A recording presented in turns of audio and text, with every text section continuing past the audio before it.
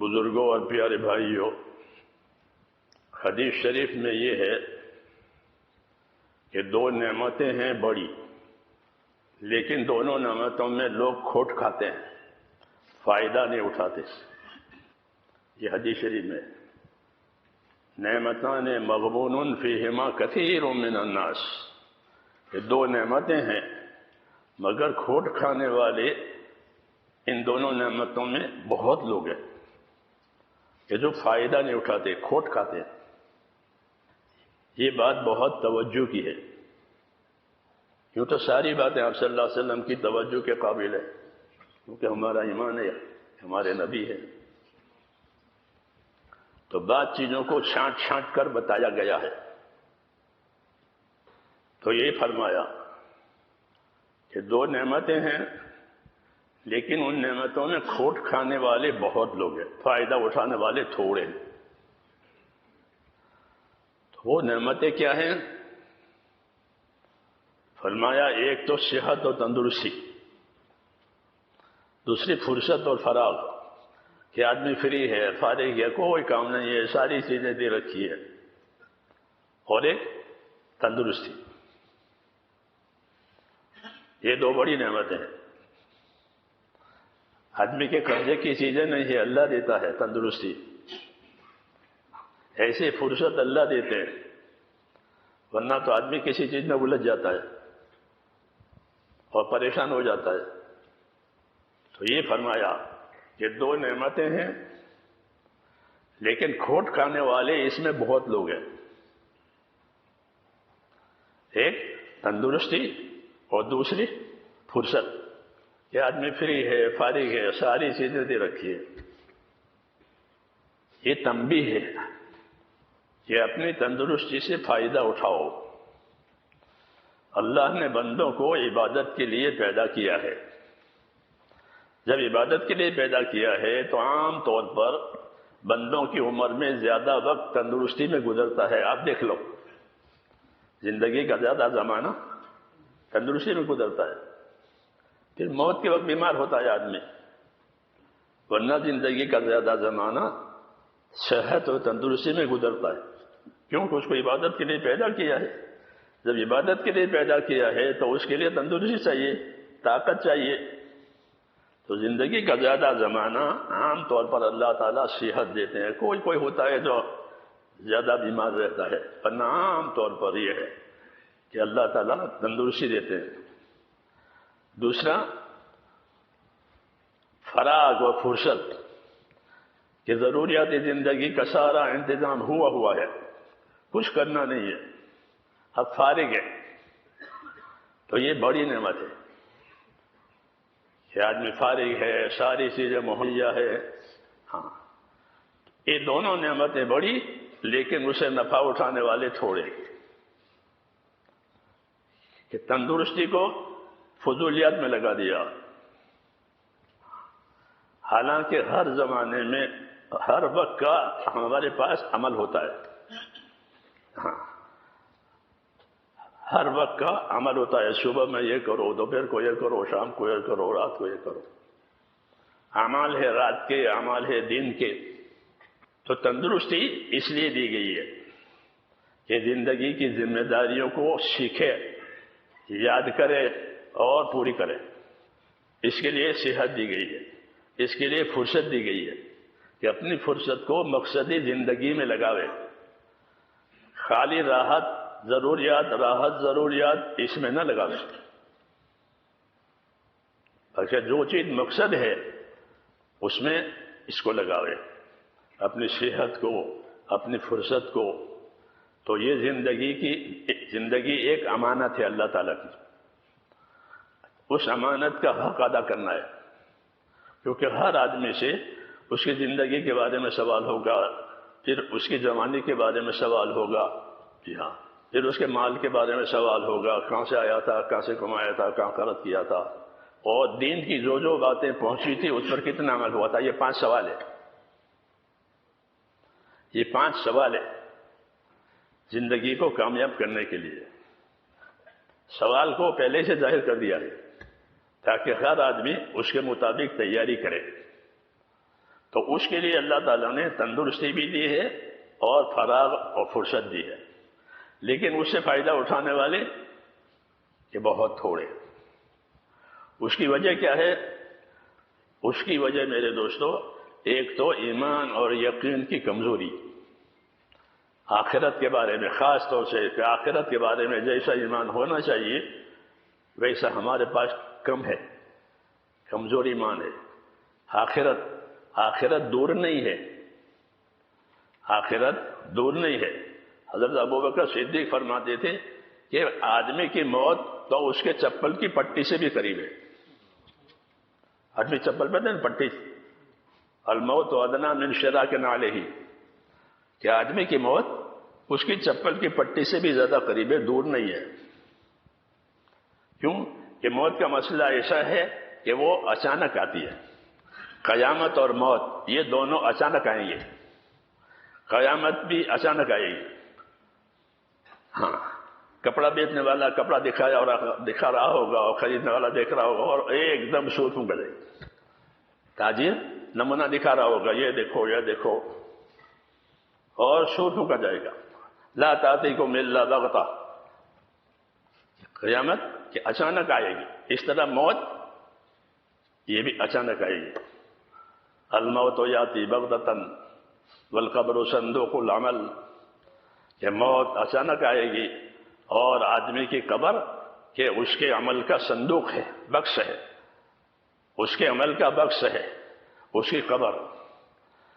یہ رہبری آخرت کے بارے میں دی گئی ہے اور یہی حق ہے، لیکن آدمی دنیا کی ضرورت اور دنیا کی زینت، یہ دو چیزیں اس کے سامنے ہوتی ہے، ایک دنیا کی ضرورت اور ایک دنیا کی زینت، اس کا شو، ہاں اس کی رونق۔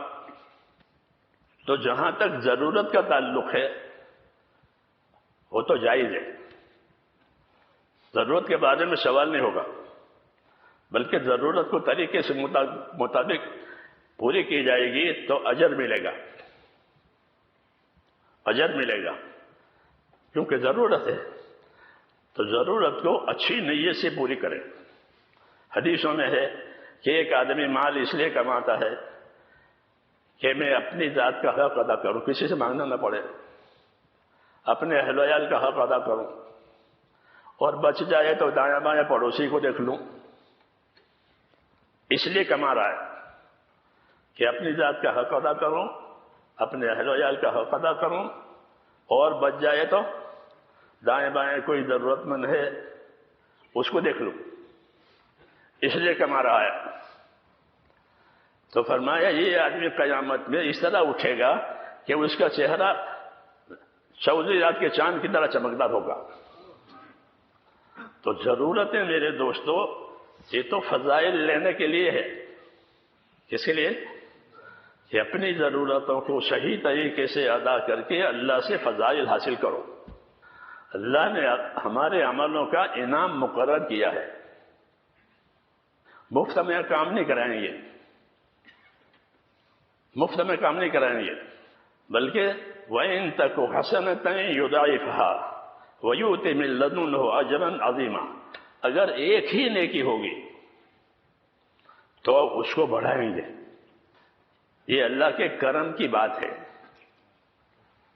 ایک ہی نیکی ہے تو اس کو بڑھائیں گے، اور بڑھا کر کے اپنی طرف سے اس کو بڑا اجر دیں گے اس نیکی کا۔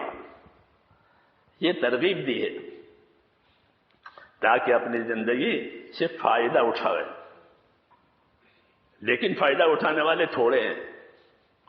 اس کی کیا وجہ ہے کہ دنیا کی زینت کو دھوکے میں ڈالتی ہے، دنیا کی رونق دوسروں کو دیکھے، حالانکہ ہم کو تعلیم یہ دی ہے کہ دین کے بارے میں اپنے سے اوپر والوں کو دیکھا کرو، اور دنیا کے بارے میں اپنے سے نیچے والوں کو دیکھا کرو۔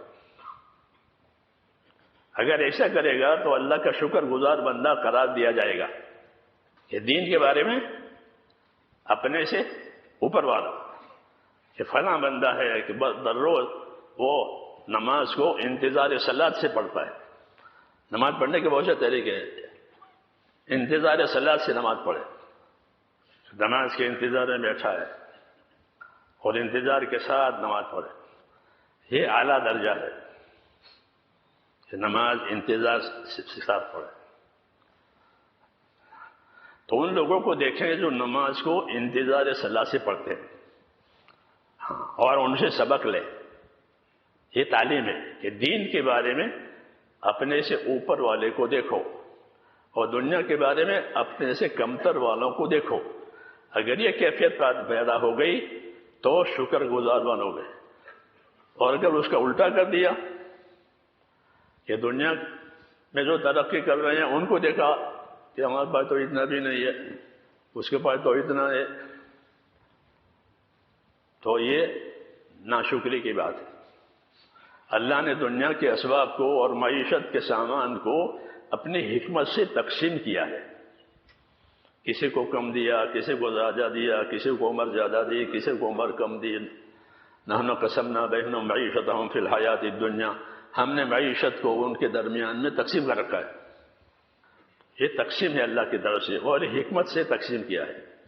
اللہ جانتے ہیں کس کے لیے کون سی چیز اچھی ہے، اس لیے اللہ کی حکمت پر بھی ایمان لانا چاہیے اور اللہ کی قدرت پر بھی ایمان لانا چاہیے کہ اللہ نے ایک کام یا ایک چیز ہم کو نہیں دی تو یہ نہیں کہ اللہ تعالیٰ کے پاس طاقت نہیں تھی، کہ اللہ کے پاس طاقت ہے، پھر ہم کو کیوں نہیں دی ہے؟ کہ اس کی حکمت کا تقاضا ہے، اس کی حکمت کا تقاضا ہے کہ اس کو نہ دیا جائے، اس کے لیے بہتر نہیں ہے۔ کتابوں میں قصہ لکھا ہے کہ موسیٰ علیہ السلام کہیں جا رہے تھے، ایک آدمی کو دیکھا کہ وہ اپنی غریبی اور بے مائگی کی وجہ سے اپنے آپ کو ریت میں دبایا ہوا ہے، پہننے کا کپڑا نہیں ہے، اتنا محتاج ہے۔ اس نے موسیٰ علیہ السلام کو دیکھا تو لوگوں کی عادت ہے کوئی اللہ والا ہو تو اس سے دعا کے لیے کہ میرے لیے دعا کرو، میری حالت دیکھو، میرے پاس کچھ نہیں ہے، ریت میں دبا ہوا ہوں۔ موسیٰ علیہ السلام کو رحم آیا، دعا مانگی اور دعا مانگ کر کے اپنے کام کے لیے روانہ ہو گئی۔ اللہ قدرت والے ہیں، اللہ کو بدلنے میں کیا دیر لگتی ہے؟ جس کے حالات بدلنے لگے۔ دعا ایک طاقتور چیز ہے، لیکن مسلمانوں کو اپنی دعا کی طرف توجہ نہیں ہے کہ اپنے آپ کو دعا والا بناؤ کہ دعا سے بڑے بڑے کام ہوتے ہیں۔ اللہ نے دعا سے بڑے بڑے کام کیے ہیں، دعا مومن کا ہتھیار ہے۔ تو اس کے حالات بدلنے لگے، ایک زمانہ گزر گیا، پھر دوبارہ موسیٰ علیہ السلام کا گزر ہوا تو بہت لوگ جمع ہیں اور کچھ اپنا سر اٹھا اٹھا کر دیکھ رہے ہیں۔ فرمایا کیا قصہ ہے؟ عرض کیا کہ ایک آدمی ہے، اس نے شراب پی کر خون کیا ہے، شراب پی کر خون کیا ہے، اس خون کی سزا میں اس کو موت کی سزا دی جا رہی ہے، لوگ وہ دیکھ رہے ہیں۔ موسیٰ علیہ السلام نے جو آگے بڑھ کر دیکھا تو وہی تھا جس کے لیے دعا مانگی تھی۔ اللہ تعالیٰ نے موسیٰ علیہ السلام کو دکھایا کہ میں نے اس کی جو حالت رکھی تھی وہ اس وقت میں بہتر تھی۔ یہ قصہ کتابوں میں لکھا ہوا ہے اور نیچے آیت لکھی ہوئی ہے، وَلَوْ بَسَطَ اللَّهُ رِزْقَ لِعِبَادِهِ لَبَغَوْا فِي الْأَرْضِ، کہ اگر اللہ تعالیٰ روزی ہر ایک کو بڑا بڑا کر دے تو یہ زمین میں بغاوت کرے۔ اس لیے اللہ تعالیٰ حکمت سے دیتے ہیں زندگی، حکمت سے دیتے ہیں روزی۔ اس لیے دین کے بارے میں تو اپنے سے اوپر والے کو دیکھے دین میں، اور دنیا کے بارے میں اپنے سے نیچے والے کو دیکھے تاکہ شکر گزار بنے اور جو نعمت ہے اسی قدر کرے۔ جتنی اللہ تعالیٰ کی نعمتیں ہماری طرف متوجہ ہیں وہ نعمتیں بھی ہیں اور امانتیں بھی ہیں، وہ ہماری اپنی نہیں ہے، وہ اللہ کی امانتیں ہیں۔ آنکھ ہو، کان ہو، ہاتھ پاؤں ہو، تندرستی ہو، مال ہو، اولاد ہو، یہ کیا ہے؟ یہ اللہ کی امانتیں ہیں۔ جس طرح یہ اللہ کی نعمتیں ہیں اور بندہ چاہتا ہے کہ مجھ کو یہ ملے تو ٹھیک ہے اللہ دیتے ہیں، لیکن اس کی دو حیثیتیں ہیں۔ ایک حیثیت اس کی یہ ہے کہ یہ اللہ کی نعمت ہے، دوسری حیثیت اس کی یہ ہے یہ اللہ کی امانت ہے۔ یہ امانت کیوں دی ہے؟ یہ امانت اس لیے دی ہے کہ اس سے حقوق ادا کرنے ہیں۔ امانت صرف سنبھالنے کے لیے نہیں ہوتی، بلکہ امانت اس لیے ہے کہ اس سے حقوق ادا کیے جائے۔ جیسے نوکروں کو بہت سی چیزیں دیتے ہیں، گاڑی بھی دیتے ہیں، بندوق بھی دیتے ہیں پولیس والوں، تو یہ نعمتیں ان کو دی ہے کیوں؟ اپنی ذمہ داری کا حق ادا کرنے کے لیے یہ ہے۔ ایسے ہی اللہ تعالیٰ بندوں کو نعمتیں دیتے ہیں، اس نعمتوں کی غرض یہ ہوتی ہے کہ اس سے حقوق ادا کیے جائیں، تاکہ وہ نعمت میں شکر گزار بنے۔ جو نعمتوں میں حق ادا نہیں کرے گا وہ ناشکرا ہے۔ اکثر انسان اسی میں پھنسے ہوئے ہیں کہ وہ اپنی نعمتوں کا حق ادا نہیں کرتے، بلکہ نعمتوں کی زیادہ کرنے کی فکر میں ہے۔ وہ جو ہے اس کا شکر نہیں ہے، اور جو نہیں ہے اس کی فکر ہے، اس لیے ان کی زندگی میں کوئی توازن نہیں ہوتا، کوئی ترتیب نہیں ہوتی، اور زندگی یوں ہی چلی جاتی ہے اور موت آ جاتی ہے۔ اس لیے یہ حکم ہے کہ نعمتوں کے بارے میں یہ سمجھا کرو کہ جو نعمت آئی ہے وہ نعمت بھی ہے اور امانت بھی ہے، چاہے وہ اولاد ہو، چاہے وہ مال ہو، چاہے وہ تندرستی ہو، چاہے وہ مالداری ہو، یہ سب نعمتیں ہیں۔ اور یہ نعمتیں کیوں دی گئی ہے؟ کہ یہ صرف حقوق کی ادائیگی کے لیے دی گئی ہے۔ اللہ نے دنیا کو دار الحقوق قرار دیا ہے کہ دنیا دار الحقوق ہے اور آخرت دار الاجور ہے۔ یہاں حق ادا کیے جائیں گے، آخرت میں بدلہ دیا جائے گا۔ یہ ترتیب ہے، یہ ترتیب ہے، لیکن یہ ترتیب انبیاء کرام ہی سمجھائیں گے، دنیا والے نہیں سمجھائیں گے۔ وہ تو اپنی دنیا کو بڑھانے کی فکر میں ہے کہ یہ بھی بڑھے، یہ بھی ہو، یہ بھی ہو، یہ بھی ہو، یہ بھی ہو، اور شیطان دنیا کو زینت بنا کر پیش کرتا ہے۔ ہاں، زینت۔ اور شیطان احکام کے بارے میں، کہ شیطان احکام کے بارے میں یا تو غافل کرتا ہے یا تصویف کی طرف لے جاتا ہے۔ تصویف کا مطلب یہ ہے کہ ابھی کیا ضروری ہے بعد میں کریں گے،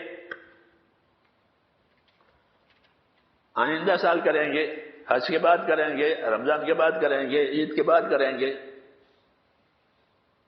اس کو تصویف کہتے ہیں۔ کیا کہتے ہیں؟ تصویف۔ ابھی نہیں، بعد میں کریں گے۔ حدیثوں میں ہے کہ آدمی کی آنکھ کھلتی ہے تو رات کو، تو شیطان کہتا ہے کہ ابھی تو بہت دیر ہے، آرام کر لو۔ پھر سو گیا، پھر آنکھ کھلی، پھر یہی مشورہ دیا کہ ابھی تو اذان بھی نہیں ہوئی ہے، آرام کرو۔ تو سو گیا۔ یہ اس کو سلایا یہاں تک کہ سورج نکل آیا، اور یہ جگہ ہے۔ حدیثوں میں ہے کہ شیطان نے اس کے کان میں پیشاب کیا ہے، اس لیے اس کی زندگی میں نحوست رہے گی۔ کیا رہے گی؟ نحوست کہتے ہیں بے برکتی کو۔ اس کی زندگی میں اس سستی کی وجہ سے نحوست رہے گی، اچھائی کے کاموں کی طرف دل نہیں لگے گا، اچھائی کے کاموں کی طرف دل نہیں لگے گا۔ اس کا یہ اثر ہے۔ یہ کیوں پیدا ہوا؟ یہ کام کو اپنے وقت سے ٹال دیا کہ ابھی نہیں بعد میں۔ یہ کیفیت ہے، اس سے بہت سے حقوق برباد ہوتے ہیں تصویف کی وجہ سے۔ ابھی نہیں بعد میں۔ لوگوں کے حقوق ہوتے ہیں لین دین کے، وہ بھی کہاں کھا کے مر تھوڑے گئے ہیں، دے دیں گے، ایسا کرتے ہیں، ایسا کہتے ہیں کہ کھا کے مر گئے ہیں دیں گے، حالانکہ پھر دیتے نہیں ہیں، وہ مر جاتے ہیں۔ یہ تصویف ہے، اس کو ابھی نہیں بعد میں، ابھی نہیں بعد میں۔ علماء نے لکھا ہے اکثر جہنم میں جانے والے اس راستے سے جہنم میں جائیں گے، تصویر کے راستے سے، ابھی نہیں بعد میں، ابھی نہیں بعد میں، ابھی نہیں بعد میں، نہ اللہ کے حق ادا کر پائیں گے نہ مخلوق کے حق ادا کر پائیں گے۔ امام غزالی رحمۃ اللہ علیہ نے لکھا ہے کہ آدمی کی سعادت یہ ہے کہ وہ اپنے دین اور آخرت کے بارے میں چوکنا رہے، ایسا رہے جیسے اپنے مال کے بارے میں چوکنا رہتا ہے کہ مال پر کوئی ہاتھ نہ ڈالے، مال ضائع نہ ہو جائے، ہاں کہ زندگی کی ضرورت کا سامان ہے مال۔ تو جس طرح مال کے بارے میں یہ ذہن ہے کہ کسی کا ہاتھ اس پر نہ پڑے، یہ میرے ہاتھ سے نہ چلا جائے، ایسے ہی فرمایا کہ آدمی کی سعادت یہ ہے کہ وہ اپنے دین کے بارے میں چوکنا رہے۔ آدمی کی سعادت ہے یہ کہ دین اور دین کے کوئی کام دین کا میرے ہاتھ سے نہ چھوٹے، دین کا کوئی بھی کام چھوٹا نہیں ہے، کوئی کام چھوٹا نہیں ہے، ہر عمل کا اللہ کے یہاں ایک درجہ ہے۔ جیسے مشین کے پرزے ہوتے ہیں نا، کوئی پرزہ چھوٹا ہوتا ہے، کوئی پرزہ بڑا ہوتا ہے، ہر ایک کی وہاں جگہ ہے، اسی سے مشین صحیح چلے گی۔ ہاں ایسے ہی میرے دوستو دین کے جتنے اعمال ہیں کوئی عمل چھوٹا نہیں ہے، ایمانیات کے اعمال، عبادات کے اعمال، اخلاق کے اعمال، ہر لائن کے اعمال ہے، اور ان اعمال میں کوئی عمل چھوٹا نہیں، کوئی نیکی چھوٹی نہیں ہے۔ حدیثوں میں ہے کہ لا یحقرن من المعروف شیئا، کسی نیکی کے کام کو کبھی ہلکا مت سمجھنا۔ کیا مطلب ہے؟ اس کو ہلکا سمجھ کر چھوڑ دیا، اس میں کیا ہے کہ نہیں، یہ تو زندگی کی اصلی کمائی ہے، نیکی تو زندگی کی اصلی کمائی ہے، نیکی کے لیے تو زندگی دی ہے، تو یہ تو زندگی کی اصلی کمائی ہے۔ اس لیے حدیث پاک میں یہ کہا کہ یہ دو نعمتیں بڑی ہیں اور اس سے فائدہ اٹھانے والے تھوڑے ہیں، ایک تندرستی اور ایک فرصت۔ اللہ تعالیٰ نے انبیاء کرام کو اسی لیے بھیجا ہے تاکہ زندگی کی ترتیب قائم کرے۔ نبی کے ذمہ ہوتا ہے زندگی کا عمل اور عمل کی نیت اور عمل کی ترتیب یہ سمجھانا نبی کے ذمہ ہے۔ عمل کی نیت اور عمل کی ترتیب، اگر یہ باتیں نہیں ہوگی تو زندگی ایسے چلی جائے گی۔ اس لیے اللہ تعالیٰ نے نبیوں کے ساتھ علم کو بھی اتارا ہے۔ مال، دولت، فوج، یہ باتیں نبیوں کے ساتھ نہیں ہوتی، ان کی اپنی ذات ہوتی ہے بس، اور یہ چیزیں ہوتی ہیں، وہ یہی چیزیں لے کر کے آتے ہیں تاکہ لوگوں کو زندگی کی ذمہ داری سمجھائے کہ زندگی کی کیا ذمہ داری ہے، کیونکہ دنیا ذمہ داریوں کی پورا کرنے کی جگہ ہے اور آخرت بدلہ پانے کی جگہ ہے۔ جو زندگی کی ذمہ داری پوری کرے گا وہ بدلہ پائے گا۔ آخرت کے بدلے میں اور دنیا کے بدلے میں فرق ہے۔ دنیا بھی بدلہ ملتا ہے، آپ نے کسی کو نوکر رکھا، کسی سے کام کرایا، اس نے آپ کا کام پورا کیا، آپ اس کو دیں گے، محنت کا بدلہ معاملہ ہے۔ اللہ بھی دے گا آخرت میں، لیکن آخرت کے بدلے میں اور دنیا کے بدلے میں فرق ہے۔ یہ کیا فرق ہے؟ کہ یہ فرق ہے کہ آخرت میں جو بدلہ ملے گا وہ باقی رہنے والا بدلہ ملے گا اور بڑھا چڑھا کر ملے گا۔ اللہ کی ترتیب ہے، کیونکہ اللہ تعالی نے بندوں کو کمزور پیدا کیا ہے۔ خلق الانسان ضعیفا، یہ فرمایا کہ بندہ کمزور پیدا کیا گیا ہے۔ ہاں اللہ جانتے ہیں، وہی پیدا کرنے والے ہیں، تو وہ اس بات کو جانتے ہیں، اس لیے اللہ تعالیٰ نے ذمہ داریوں میں آسانیاں رکھی ہے، کیونکہ بندے کمزور ہیں۔ ہاں کمزور ہیں، ایک حاجت پوری نہ ہوئی تو آدمی پریشان ہو جائے گا کہ پیشاب رک گیا، مشکل ہو گئی، اب کسی کام کا نہیں رہا، کیا ہو گیا، پیشاب نہیں ہو رہا، یہ کمزور ہے یہ، اس لیے اس کی کمزوری کی رعایت میں اللہ تعالیٰ نے ہمارے ساتھ آسانیاں کی ہے. یرید اللہ بکم اليسر ولا یرید بکم العسر، کہ اللہ کا ارادہ تمہارے ساتھ آسانی کا ہے، اللہ کا ارادہ تمہارے ساتھ دشواری کا اور مشکل کا نہیں ہے. تو اللہ کا تو ارادہ ہی نہیں ہے دشواری کا. پھر دین جو بھاری پڑ رہا ہے اور مشکل لگ رہا ہے، اس کی کیا وجہ ہے؟ کہ اپنے آپ کو دین کے قابل نہیں بنایا. ہاں، اپنے آپ کو دین کے قابل بناؤ، پھر دین آسان ہو جائے گا. بلکہ زندگیوں میں برکت ہو جائے گی. پہلے زمانے کے لوگوں کی باتیں سنتے ہیں کہ امام شافعی رحمۃ اللہ علیہ رمضان میں 61 قرآن شریف ختم کر دیتے. آج حساب کرے یوں تو کہ ایسا نہیں ہو سکتا. حساب والے ہے نا سب، یہ 61 قرآن کام کرتا انہوں نے ختم کیے، اور اتنے دفعہ ختم کہ تاریخ میں آ گیا کہ کوئی کام ایک آدھ دفعہ کرے تو وہ تاریخ میں نہیں آتا. آتا ہے ایک آدھ دفعہ کوئی کام کیا وہ تاریخ میں نہیں آتا، اسے تاریخ نہیں بنتی. تاریخ تو زندگی کے مسلسل کاموں سے بنتی ہے، اچھی اور بری، اسے تاریخ بنتی ہے. تو انہوں نے یہ کام ایک آدھ دفعہ کیا ہو، اتفاقی طور پر ہو گیا ہو، ایسا نہیں ہے، بلکہ کیا ہے. اور یہ وجہ ہے زندگی جو ہے وہ لمبی نہیں ہوتی.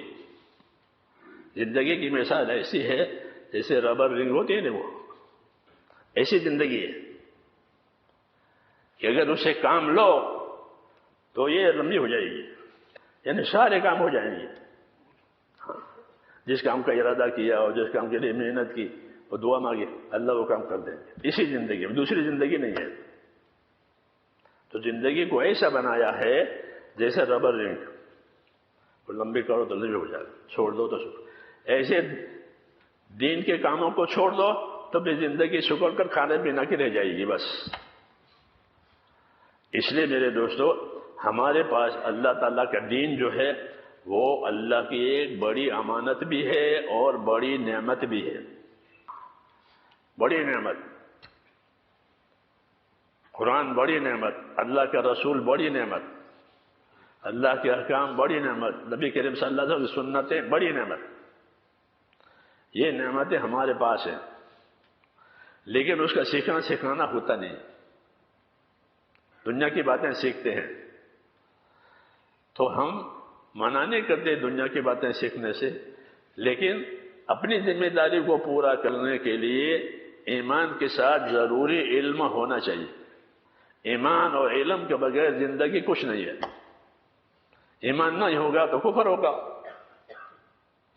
علم نہیں ہوا تو پھر جہالت ہوگی.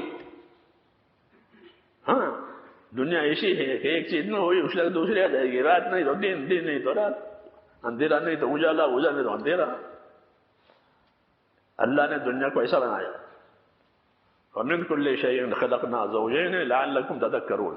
ہم نے دنیا کو ہر چیز کا جوڑا جوڑا بنایا، اندھیرا اجالا، رات دن، تندرستی بیماری، دوستی دشمنی، اس جوڑا بنایا.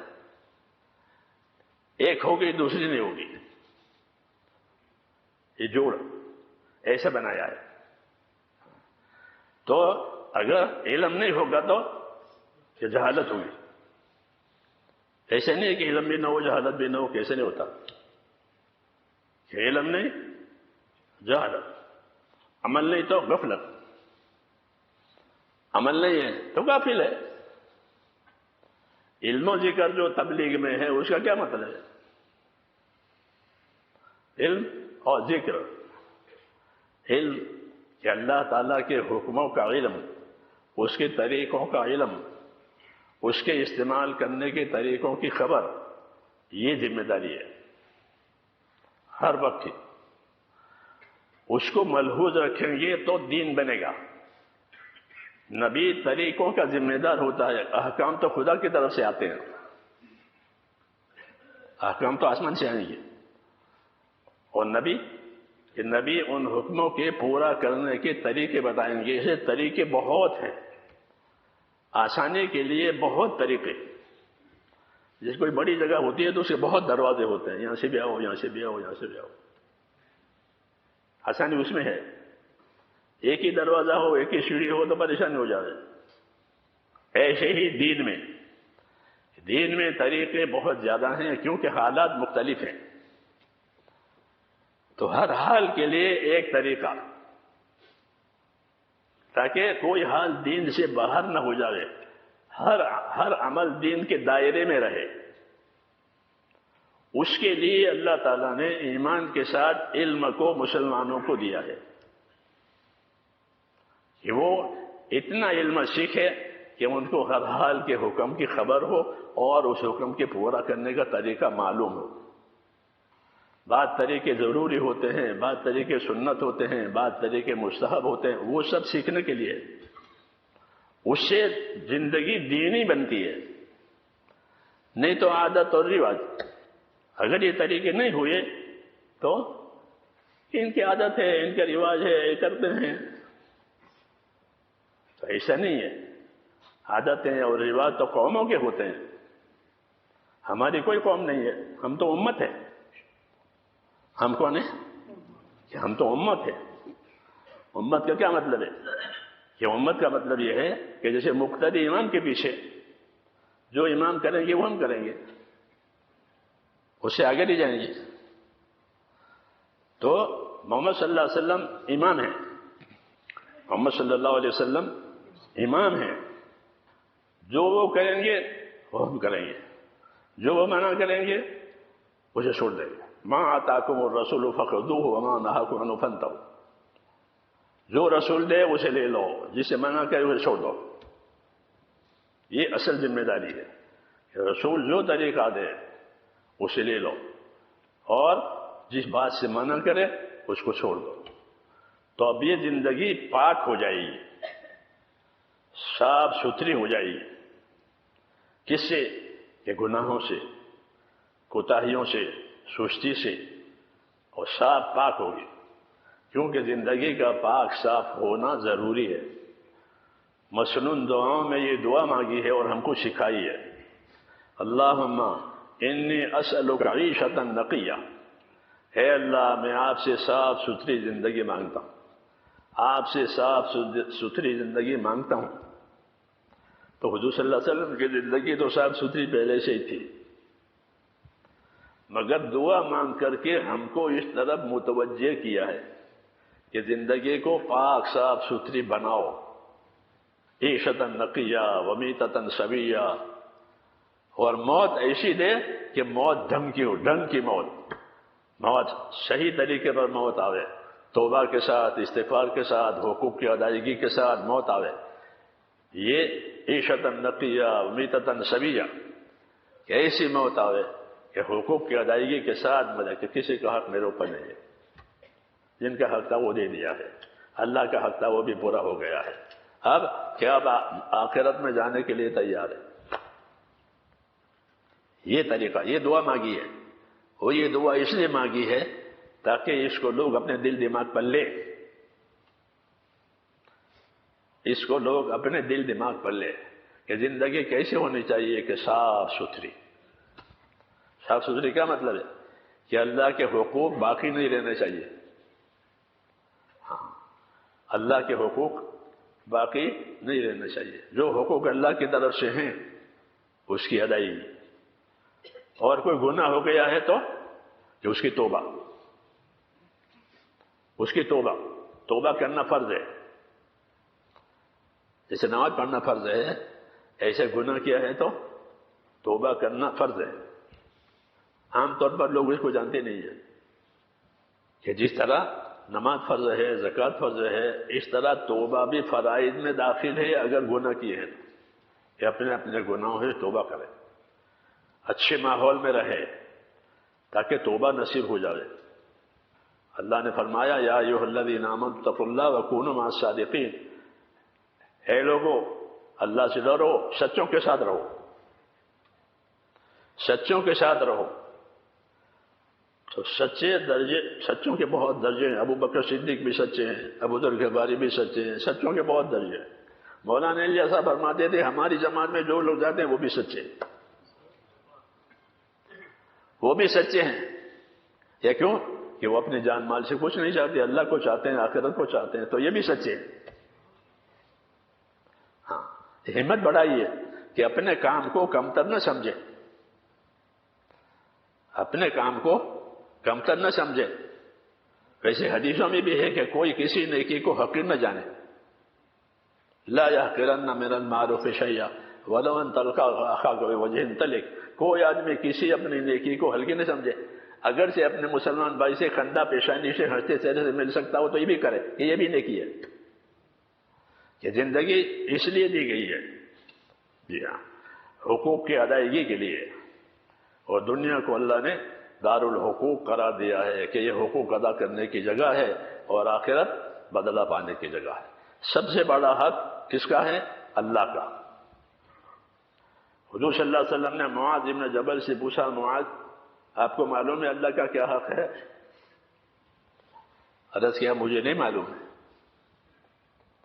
فرمایا اللہ کا حق یہ ہے کہ اسی کی عبادت کی جائے گی، اس کے ساتھ کسی کو شریک نہیں کیا جائے گا.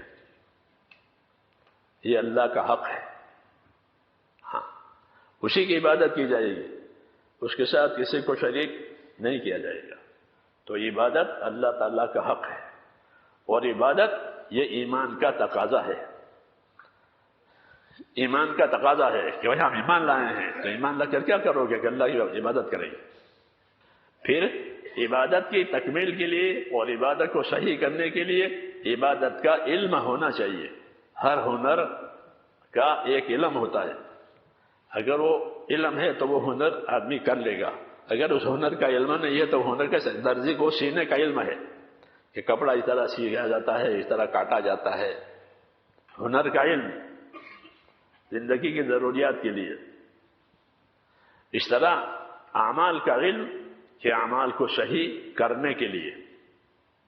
علم کے بغیر عمل صحیح نہیں ہوتا.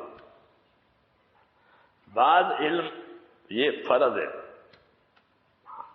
اس کے بغیر وہ عمل ہوگا ہی نہیں. جیسے پاکی فرض ہے، پاکی طہارت یہ فرض ہے، اس کے بغیر نماز نہیں ہوگی. حلال کمانا فرض ہے، اس کے بغیر کوئی عبادت قبول نہیں ہوگی. تو بعض چیزیں اپنی جگہ ضروری ہے.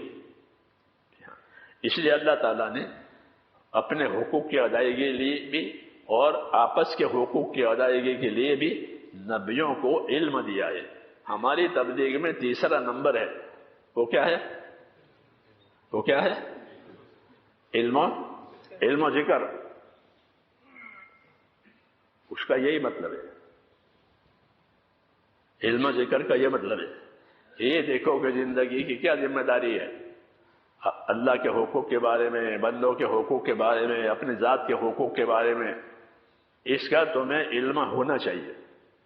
اس لیے تبلیغ میں علم و ذکر رکھا ہے، خالی گننے کے لیے نہیں رکھا 6 نمبر گننے. اس علم کا ہونا ضروری ہے. جب وہ علم ہوگا تو حق ادا کرے گا، نہیں تو رواج کے مطابق عمل ہو جائیں گے. رواج کے مطابق عمل ہو جائے. حالانکہ عمل رواج کے مطابق نہیں ہوتا، عمل تو طریقے کے مطابق ہوتا ہے. رواج الگ ہے. رواج تو قوموں کی عادتیں کو کہتے ہیں، ہر قوم کی اپنی عادتیں ہیں. وہ دین نہیں ہوتا، بلکہ طریقوں کا نام علم ہے. ہم کو رسول صلی اللہ علیہ وسلم کی طرف سے طریقے دیے ہیں. ہاں، وہ طریقے سب سے پہلے عبادت میں آنا چاہیے کہ اللہ کی عبادت کے طریقے معلوم ہو کہ نماز پڑھنے کا کیا طریقہ ہے. ہاں، نماز میں کیا چیز فرض ہے، کیا چیز واجب ہے، کیا چیز مستحب ہے. اس علم سے وہ نماز کامل ہوگی. اسی طرح ہر ذمہ داری، نماز ہو، زکوٰۃ ہو، حکم یہ ہے کہ جو طاقت پیدا ہوئی ہے اس کا علم حاصل کرو. تندرستی ہے تو تندرستی میں کیا کیا ضروری ہے اس کا علم حاصل کرو.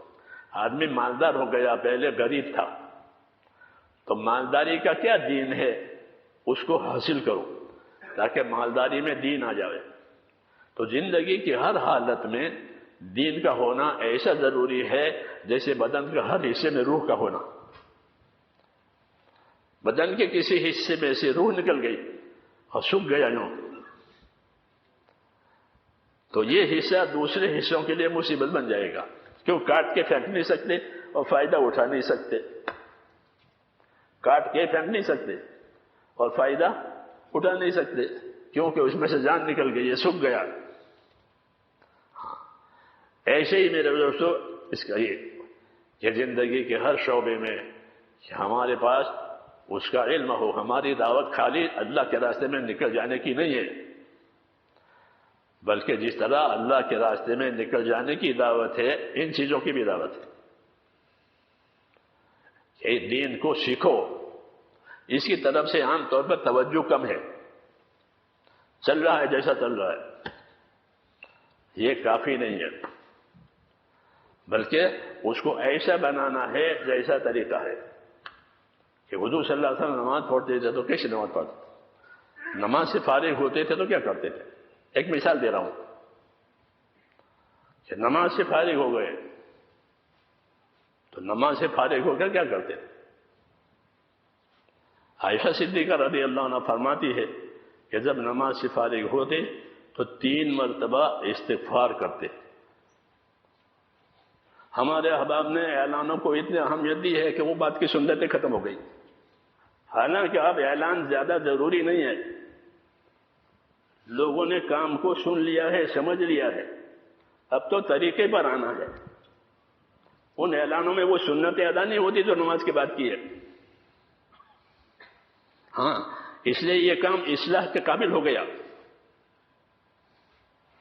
جی ہاں، اذا انصرف من صلاته استغفر ثلاثا، جب آپ نماز سے فارغ ہوتے تو 3 مرتبہ استغفار کرتے. استغفر اللہ، استغفر اللہ، استغفر اللہ، لا الہ الا اللہ وحدہ لا شریک له له الملک وله الحمد یحیی ویمیت وهو علی کل شیء قدیر. اللہم لا مانع لما اعطیت ولا معطی لما منعت ولا ينفع ذا الجد منک الجد. یہ کلمات مسنون ہے نماز سنتوں نماز سے فارغ ہونے کے بعد. تو زندگی ہماری ایسی ہونی چاہیے، طریقوں والی، نہیں تو رواج والی. ان کا رواج ہے نماز کے بعد اعلان کرتے ہیں کہ ہماری ہر چیز میں سنت طریقہ میں.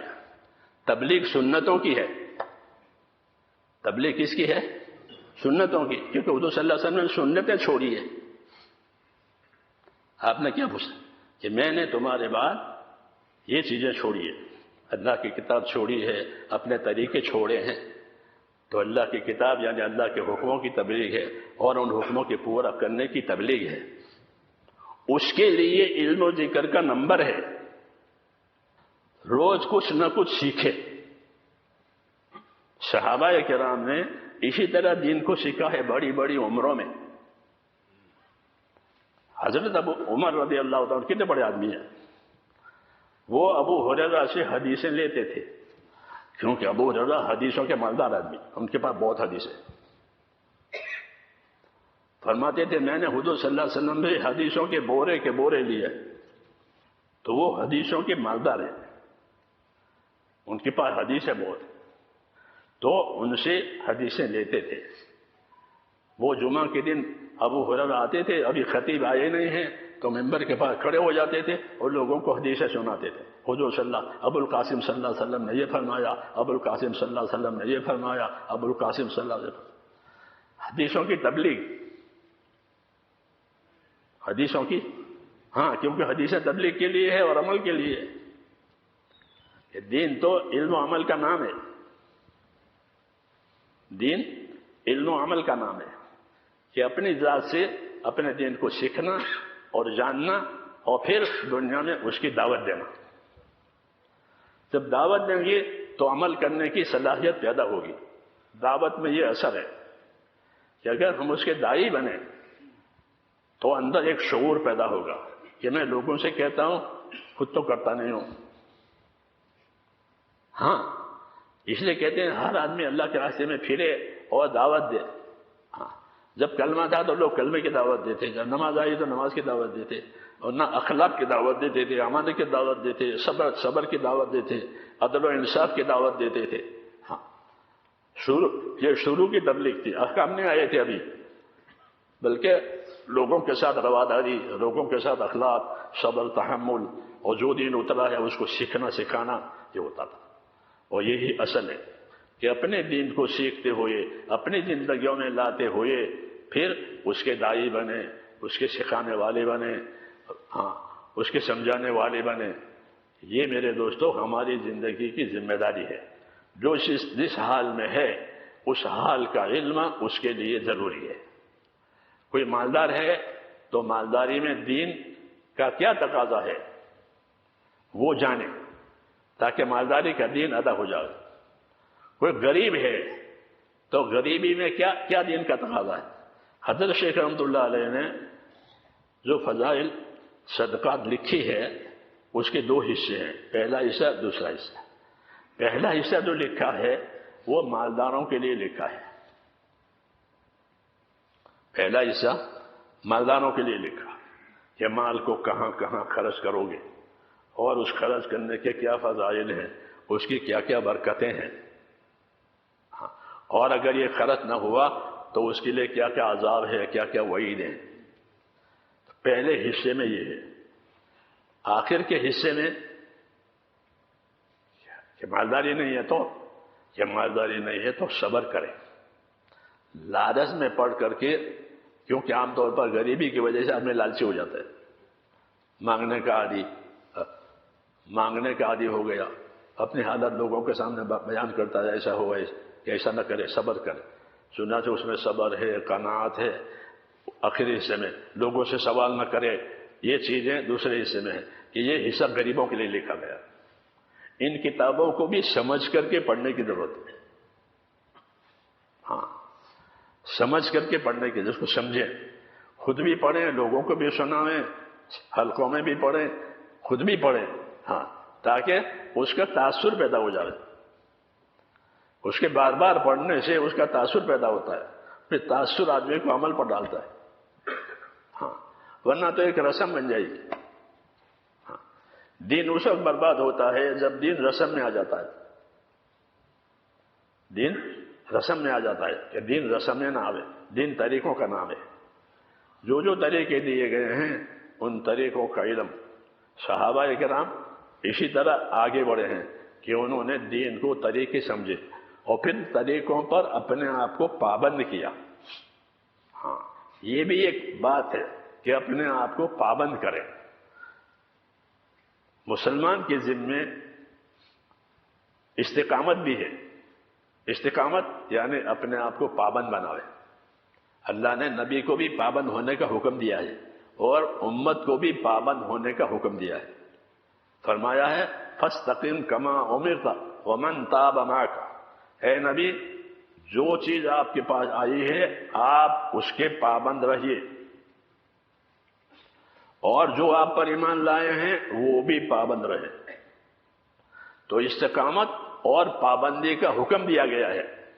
ہاں، اور وہی دین ہے کہ جو بات صحیح ہے، جو بات حق ہے، اس کے پابند ہو گئے. برس گزر گئے، کوئی فرق نہیں آیا پابندی میں. ہاں، سعید بن مسیب ایک تابعی ہے، وہ کہتے ہیں کہ 20 برس ہو گئے، کبھی ایسا نہیں ہوا کہ میں اذان سے پہلے مسجد میں نہ آیا ہوں. کتنے سال ہو گئے؟ 20 برس. یہ استقامت کی بات ہے کہ اپنے عمل میں استقامت. اس لیے کہ استقامت ایسا ہے جیسے کوئی تعمیر ہو تو اینٹ پر اینٹ تو مکان بنے گا. آج 2-4 اینٹ لگائی پھر چھوڑ دیا، پھر 2-4 اینٹ لگائی پھر چھوڑ، تو وہ مکان تھوڑا بنے گا. وہ تو ٹوٹا پھوٹا ہے، وہ رہنے کا قابل نہیں ہے. تو ہر آدمی کے عمل سے اس کی جنت تیار ہوتی ہے، اس کا مال میٹیریل اوپر جاتا ہے، اس سے اللہ اس کی آخرت بناتے ہیں. اس لیے دعوت دی ہے کہ وَلْتَنْظُرْ نَفْسٌ مَّا قَدَّمَتْ لِغَدٍ. ہر آدمی سوچا کرے کہ آنے والی کل کے لیے اس نے کیا تیاری کی ہے. ہاں، آنے والی کل اس کی موت، آنے والی کل قیامت، یہ دو چیزیں بڑی ہے۔ موت یہ انفرادی قیامت ہے، موت انفرادی قیامت ہے، اور وہ قیامت اجتماعی قیامت ہے، وہ پورے کائنات پر آئے گی۔ اور موت انفرادی قیامت ہے، من مات فقط قامت قیامتہ، جو مرا اس کی قیامت قائم ہو گئی۔ یہ بتایا ہے، اس لیے فرمایا کہ وَلْتَنْظُرْ نَفْسٌ مَا قَدَّمَتْ لِغَدٍ، ہر آدمی یہ سوچا کرے کہ اس نے آنے والی کل کے لیے کیا تیاری کی ہے۔ تو میرے بزرگوں، اللہ تعالیٰ نے ہم کو اپنا دین دیا ہے، اور اس سے بڑی کوئی نعمت نہیں ہے، اس سے بڑی کوئی نعمت نہیں ہے۔ اس دین کا کیا تقاضا ہے کہ ہم اپنے آپ کو اس دین کا پابند کریں یقین کے ساتھ کہ ہماری کامیابی اسی میں ہے، جیسے روز کہتے ہیں کہ ہماری کامیابی اسی میں ہے۔ تو اپنے آپ کو یقین کے ساتھ پابند کرنا، حدود کو، حقوق کو باقی رکھنا، کیا حق ہے کیا حد ہے اس کو دیکھنا ہے کہ یہ حق ہے، اتنی حد ہے۔ ہر چیز کے حق ہوتے ہیں، حدود، حد۔ تو دین کے کیا کیا حقوق ہیں، کیا کیا اس کی حدیں ہیں، جو چیز جو اللہ کے فرائض ہیں وہ اللہ کے حقوق ہیں، اور جو چیزیں اللہ نے حرام کی ہے وہ اللہ کے حدود ہیں، وہ بارڈر ہے، وہاں کوئی نہ جائے۔ یہ مطلب ہے کہ وہ اللہ کے حدود ہیں، یہ اللہ نے حرام کی ہے، اس کے پاس کوئی نہ جائے۔ بارڈر میں داخل ہونا بڑا گناہ، کسی بارڈر میں داخل ہو گئے کسی تو بہت بڑا گناہ۔ دو یمانی ہمارے آئے تھے، بیچارے سیدھے سیدھے دیہات کے لوگ، تو وہ بنگلہ دیش میں تھے۔ کسی نے کہا یہاں شہد ملتا ہے، بولے والے تو چلے گئے، اور ہندوستان کے بارڈر میں بنگلہ دیش میں آئے ہوئے داخل ہو گئے۔ بس ایک تو پردیسی اور بغیر پرمیشن کے آئے ہیں، تو 2 برس ان کا کیس چلا۔ کیوں؟ کہ بارڈر میں داخل ہو، کوئی حکومت نہیں برداشت کرتی کہ ان کے بارڈر میں کوئی آوے بغیر پوچھے۔ یہ قانون ہے، اللہ کا بھی یہ قانون ہے کہ جو چیزیں اللہ نے حرام کی ہیں وہ اللہ کے بارڈر ہیں، اس کے پاس کوئی نہ جائے۔ تلک حدود اللہ فلا تقربوها، یہ اللہ کے حدود ہیں، یہ بارڈر ہے، اس کے پاس کوئی نہ جائے، اس سے دور رہے۔ اس لیے ایمان کو اتنا قوی بنانا ہے کہ اللہ کے فرائض ادا ہو جائیں، اور اللہ کے حرام سے بچنے کی طاقت پیدا ہو جائے، اور دین کے تقاضے پورے ہونے کی صلاحیت پیدا ہو جائے۔ اتنا ایمان بنانا ضروری ہے۔ میری بات سمجھ میں آ رہی ہے؟ اتنا ایمان بنانا ضروری ہے کہ اللہ کے حقوق، جو اللہ کے فرائض ہیں وہ ادا ہو جائے، اور جو اللہ کے حدود ہیں حرام، اس سے بچنا نصیب ہو جائے، اور جو اللہ کے دین کے تقاضے ہیں، دین کے لیے جو جان مال اللہ نے دی ہے وہ تقاضے پورے ہو جائیں۔ یہ دین کا تقاضا ہے، یہ دین کا تقاضا ہے۔ اس لیے اپنے ایمان میں اتنی قوت پیدا کرنی ہے، اور آخرت کی اتنی فکر پیدا کرنی ہے کہ یہ چیزیں ہماری زندگی میں آ جائیں کہ یہ اللہ کے حقوق ہیں، یہ اللہ کے حدود ہیں، اور اللہ کے دین کے یہ تقاضے ہیں، کیونکہ اللہ تعالیٰ نے ہم کو آخرت کے لیے پیدا کیا ہے۔ حدیثوں میں ہے کہ ان الدنیا خلقت لکم وانکم خلقتم للآخرہ، کہ دنیا ساری کے ساری تمہارے لیے پیدا کی ہے۔ یہ بشارت ہے۔ دنیا کا سونا، دنیا کی چاندی، دنیا کے سارے اسباب راحت، یہ کس کے لیے ہے؟ کہ انسانوں کے لیے، کہ دنیا کو اللہ نے تمہارے لیے پیدا کر دیا، بلکہ صرف پیدا ہی نہیں کیا بلکہ دنیا کے چیزوں کو تمہارے کام میں لگایا، سورج کو، چاند کو، زمین کو، آسمان کو، جانوروں کو، اور ہر چیز کو، جس چیز سے چاہو کام لے لو، لوہے سے، لکڑے سے، تمہارے لیے پیدا کی ہے، تمہاری خدمت کے لیے بنائی ہے۔ یہ بشارت ہے کہ ان الدنیا خلقت لکم، کہ دنیا تمہارے لیے پیدا کی گئی ہے۔ تو حدیث کے اس ٹکڑے میں بشارت ہے، اگلا ٹکڑا ذمہ داری بتانے کے لیے ہے۔ رسول صلی اللہ علیہ وسلم کے ذمہ ہے کہ بشارت بھی دیں اور ذمہ داری بھی بتائیں. نبی اسی طرح بھیجے جاتے ہیں کہ بشارت دیں تاکہ لوگ خوشی خوشی کام کریں، بشارت کی امید میں. ہاں، تو پہلا ٹکڑا حدیث کا بشارت ہے کہ ان الدنیا خلقت لکم، دنیا تمہارے لیے پیدا کر دی ہے اور کسی جن کے لیے، کسی فرشتے کے لیے، کسی مخلوق کے لیے نہیں. یہاں کی ہر چیز انسانوں کے لیے. لیکن انسان کو کیوں پیدا کیا ہے؟ کہ وَإِنَّكُمْ خُلِقْتُمْ لِلْآخِرَةِ، تم کو آخرت کے لیے پیدا کیا ہے. تو آخرت میں جانے کے لیے اپنے آپ کو آخرت والا بنانا ہے. ہاں، اگر بگڑ کر آخرت میں گیا تو آخرت بگڑ جائے گی اور حسرت اور پچھتاوے کے سوا کچھ نہیں رہے گا. اس لیے میرے دوستو، زندگی اپنے آپ کو بنانے کے لیے ہے، ایمان کے لحاظ سے، عبادت کے لحاظ سے، اعمال اور اخلاق کے لحاظ سے، اخلاص کے لحاظ سے اپنے آپ کو بنانا ہے. جب اس کی محنت ہوگی تو یہ چیزیں زندگیوں میں دھیرے دھیرے آئے گی. ایمان آئے گا، اللہ سے امیدوار بنائے گا ایمان، اللہ سے ڈرائے گا ایمان، اللہ کے حکموں پر چلائے گا ایمان. ہاں، کیونکہ ایمان کا تقاضا اطاعت ہے. جب ایمان صحیح ہوتا ہے تو پھر زندگی اطاعت پر آتی ہے. ایمان کا تقاضا ہی اطاعت ہے کہ ایمان اسی لیے دیا گیا ہے کہ اللہ کی اطاعت کی جائے. رسول اسی لیے بھیجے جاتے ہیں کہ اللہ کی اطاعت کی جائے.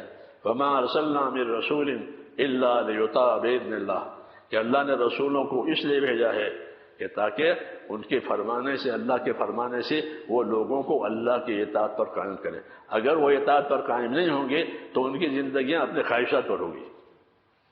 ہاں، ان کی زندگیاں اپنے خواہشات پر ہوگی، اور جب آدمی خواہشات کے پیچھے پڑے گا تو وہ حق ادا نہیں کرے گا. ہاں، یہ قاعدے کی بات ہے کہ جو راستہ خواہشات کا ہے، منشاہی کا ہے، اس میں حقوق ادا نہیں ہوتے. حقوق تو حکموں کی تابع داری کی وجہ سے ہوتے ہیں کہ اپنے آپ کو حکموں کا پابند کرو. ایمان اسی کا نام ہے کہ اللہ نے جو بات بتائی ہے وہ حق ہے اور مجھے حق کے تابع ہونا ہے. اس لیے اپنے آپ کو ایمان کا تابع بنانا یعنی اللہ کی اطاعت کے ساتھ زندگی گزارنا.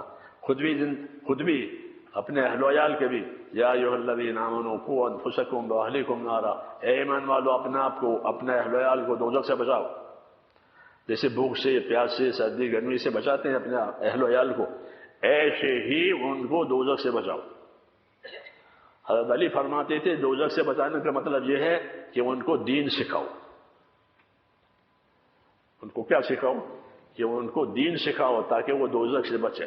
کیونکہ پہلی ذمہ داری دین کے آدمی سے، اس کے قبر میں سب سے پہلے دین کا سوال ہوگا کہ آپ کا دین کیا ہے. ہاں، اگر وہ اس جواب میں صحیح ہوگا پھر کوئی پریشانی نہیں. پھر دین ہے تو اس کے چاروں طرف اس کے اعمال ہو جائیں گے کہ کلمہ سر کی طرف سے ہو جائے گا، نماز داہنی طرف سے ہوگی، روزہ بائیں طرف سے ہوگا، باقی اعمال پاؤں کی طرف سے ہوں گے، اور یہ اعمال اس کے لیے حفاظت کا سامان بن گے. یہ ترتیب ہے کہ آدمی اپنے عملوں کے ساتھ آخرت میں جا رہے تاکہ آخرت کو کامیاب دیکھے. اس لیے میرے بھائیوں، زندگی کو امانت سمجھنی ہے. زندگی کو امانت سمجھنی ہے، اور امانت کا مطلب یہ ہے کہ اس کو حفاظت سے رکھو. بلکہ امانت کا مطلب یہ ہے کہ جو حقوق ہے اس زندگی میں وہ حقوق ادا کرے، اور حقوق کی خبر نہ ہو تو جاننے والوں سے پوچھے. جیسے دنیا کے کاموں میں جاننے والوں سے پوچھتے ہیں. ہاں، کوئی مسئلہ حکومت کا آ گیا، سرکاری آ گیا تو وکیلوں کے پاس جاتے ہیں.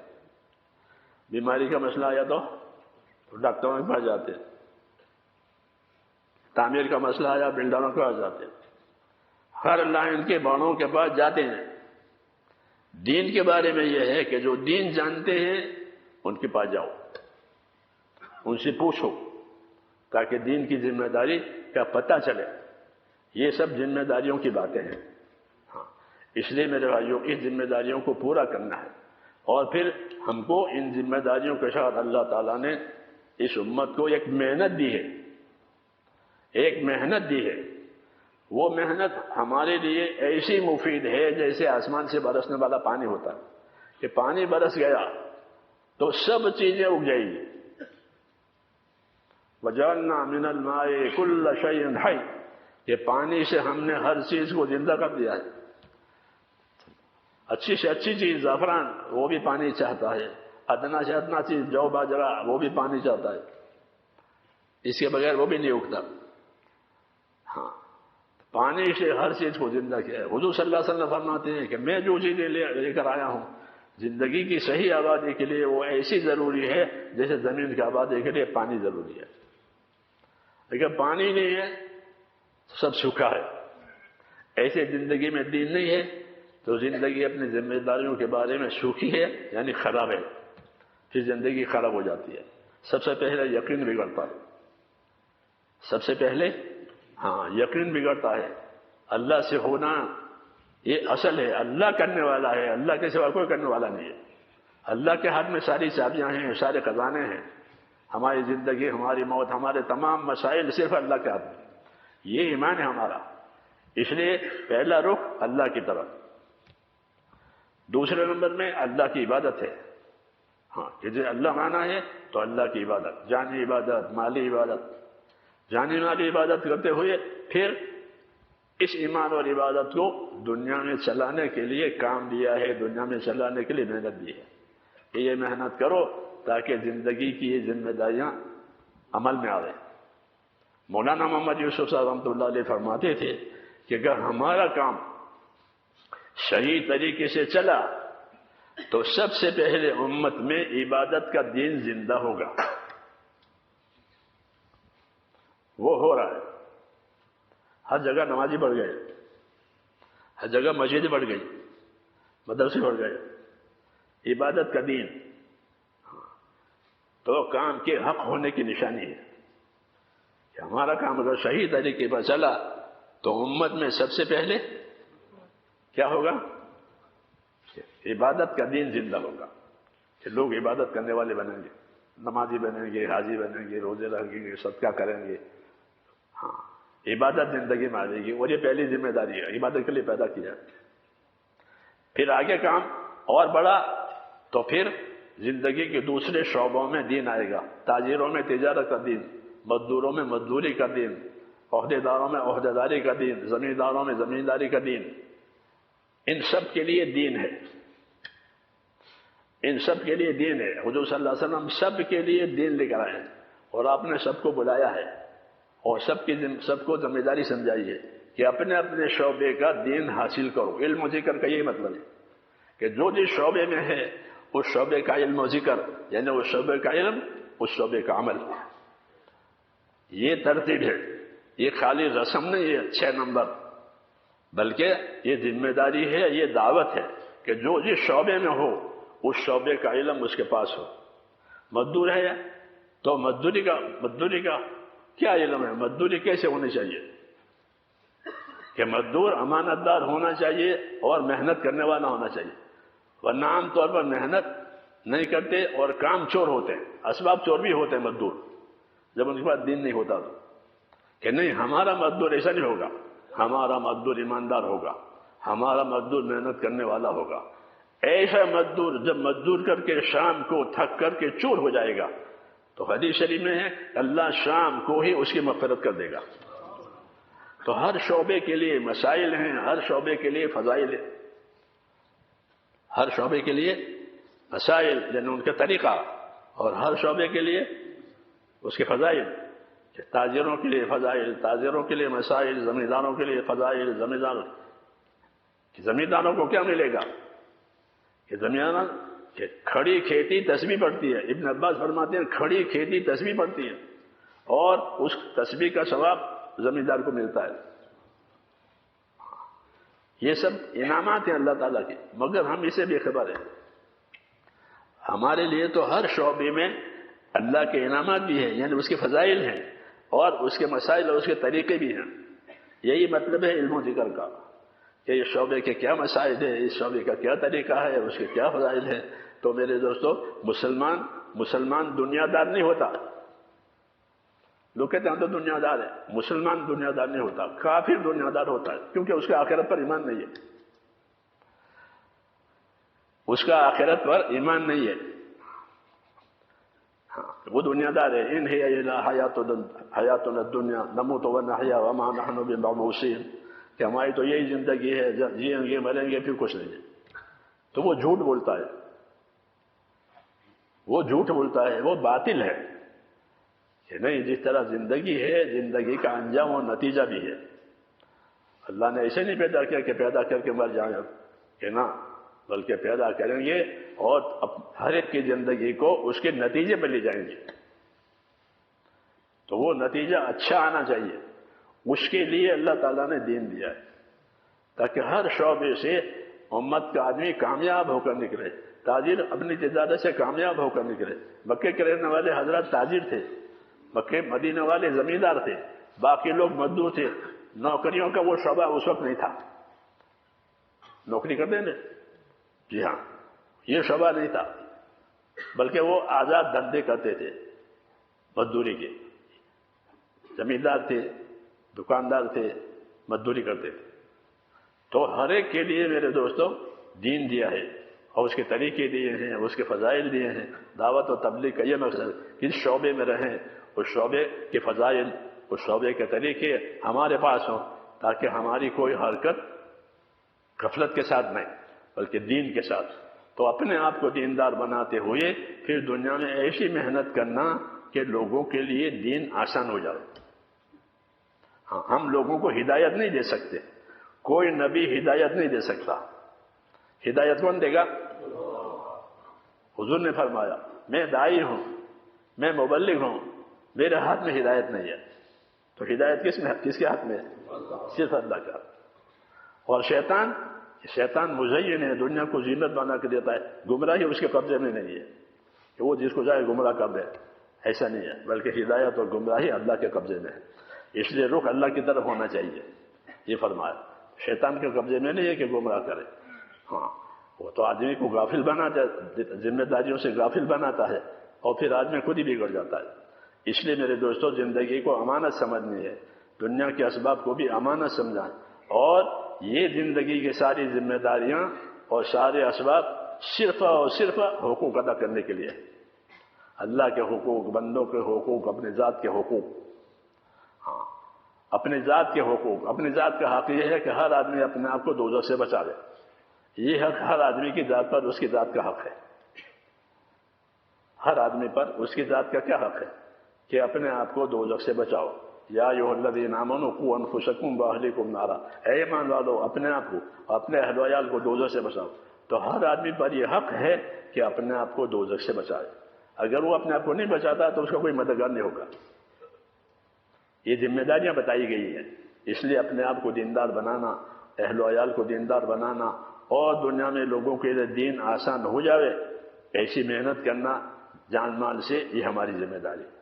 اس کے لیے اللہ تعالیٰ نے یہ آسان ترتیب کی ہے، اور اللہ تعالیٰ نے اس ترتیب کے نتائج بھی ظاہر فرمائے ہیں۔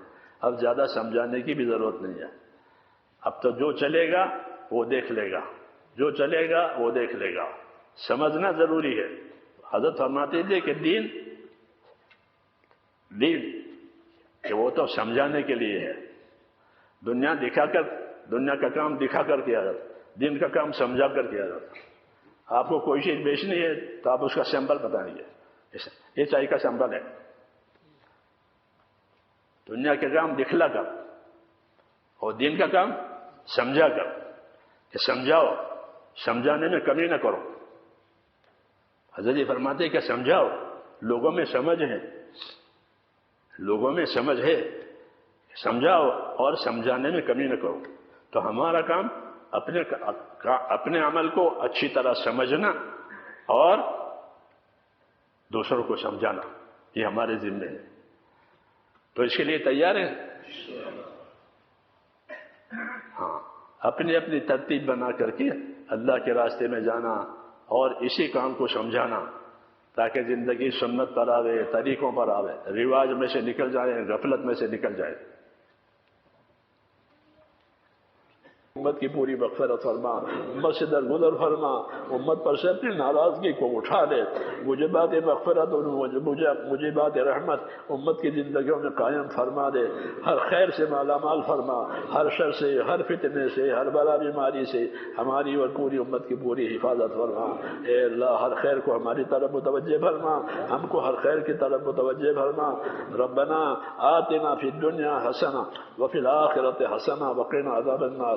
اللهم انا نسألك من خير ما سألك منه نبيك محمد صلى الله عليه وسلم، ونعوذ بك يا رب من شر ما استعاذك منه نبيك محمد صلى الله عليه وسلم۔ انت المستعان وعليك البلاغ ولا حول ولا قوة الا بالله العلي العظيم۔ اے اللہ ہماری مغفرت فرما، پوری امت سے درگزر فرما، ہر خیر کو ہماری طرف متوجہ فرما۔ جن بھائیوں دوستوں نے دعاؤں کی لکھا ہو کہا ہو، یا اللہ ان کی جائز مرادیں پوری فرما، ان کی پریشانیوں کو دور فرما، ان کی بیماریوں کو صحت سے بدل دے، ان کی دشواریوں میں آسانیاں پیدا فرما دے، ہر خیر کو ہماری طرف متوجہ فرما، ہر شر سے ہماری اور امت کی حفاظت فرما۔ وصلی اللہ تعالی علی خیر۔ Thanks for watching. If you like our videos, then please like and share with other peoples. Please subscribe to my channel Mastoran TV for more good videos.